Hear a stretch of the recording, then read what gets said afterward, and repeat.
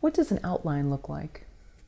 Well, for me, on these assignments that I do, they're usually 10 or 12 pages, and it's the entire story treatment, and it's not just line by line. I mean, there are some outlines that it's a line and a line, but for these movies for television, they're 8 acts, so everything has to be broken down. But I write it as a story, so if you were to sit down and read it, you'd be reading the story of the movie, which I think is essential to create, because I find that many, in fact, I've had friends that do this. So I'm just going to sit down and I have the vague idea and I'm just going to write. And I'm like, you'll be lost in the barren wasteland of Act 2. With no water, you'll be in the desert, you'll be lost, and you'll wonder how you're going to trudge through those 75 pages or whatever. I'm a huge advocate of outlines before starting writing. And I know it's probably 50, 60, 70% of the work you do, because it makes the load a lot easier and you can write a faster screenplay if you have an outline. Now that doesn't say there's no room for changes or improvising, but if you don't have a solid roadmap going in, it's almost like a pre-draft of a first draft. And I'm not an advocate. I know there's people say that about the vomit draft, where just spill it out. But I don't have the luxury of spilling it out on my assignment jobs. I don't. I really have to turn in, let's say, out of a 10 scale, I've got to turn in probably an 8. An 8, out of 10, because I'm now holding up development, and I've also done rewrites on other screenwriters' work projects that were page 1 rewrites, which means that the script that they have went through multiple drafts and still is not there. And they have a buyer, they have a network who's waiting on the script. And so I've also been hired to do a rewrite job where I can come in, but it's like a page 1 rewrite, where see the script that you have, you can't use any of it. The names, yes, the concept, yes, but you basically, and that's something that I've learned how to do, which is good, because there is a lot of rewrite work out there, and some writers look down on it but an example is that I took a rewrite job and that ended up being 3 more jobs with the same company, because that opened the door for them, and then they were thankful for that.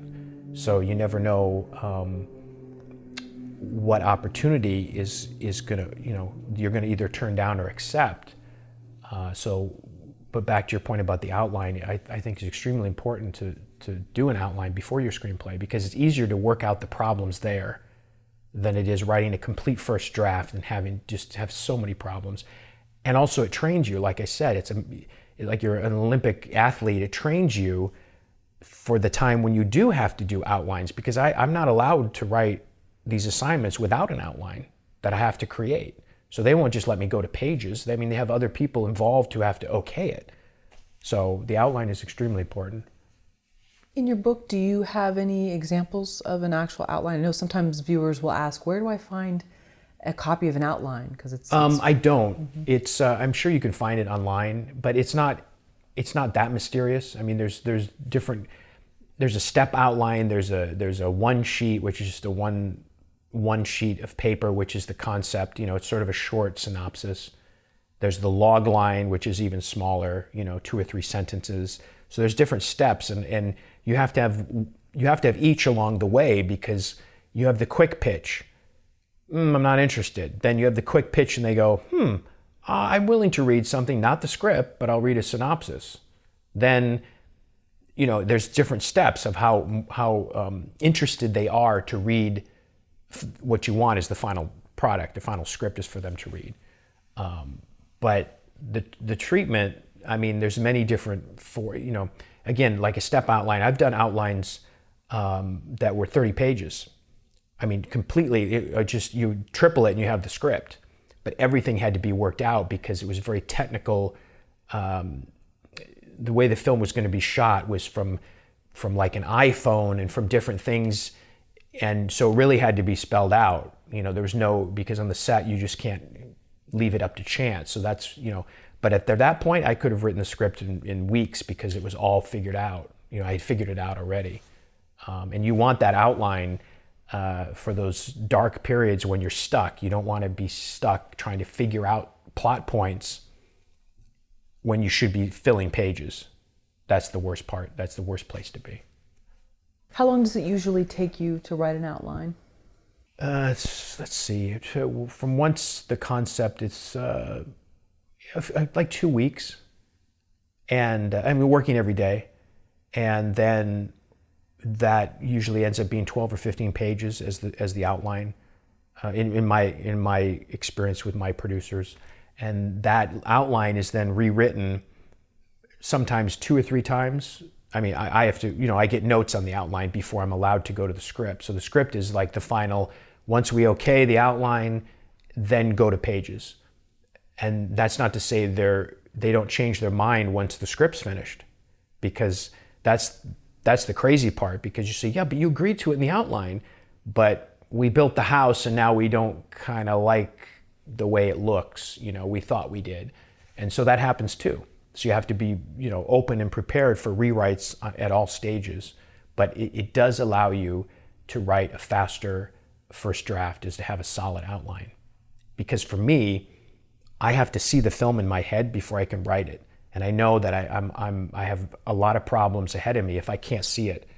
I mean, I don't lock in like I've almost seen the movie. Like when you watch a movie, you remember it. I have to see it that way. And I know things are working when I start to live. And the outline's good for living with your characters.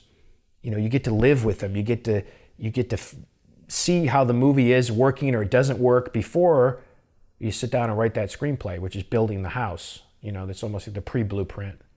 And in my opinion, that's been my experience. But I know a lot of writers just want to write down a couple of lines and wing it.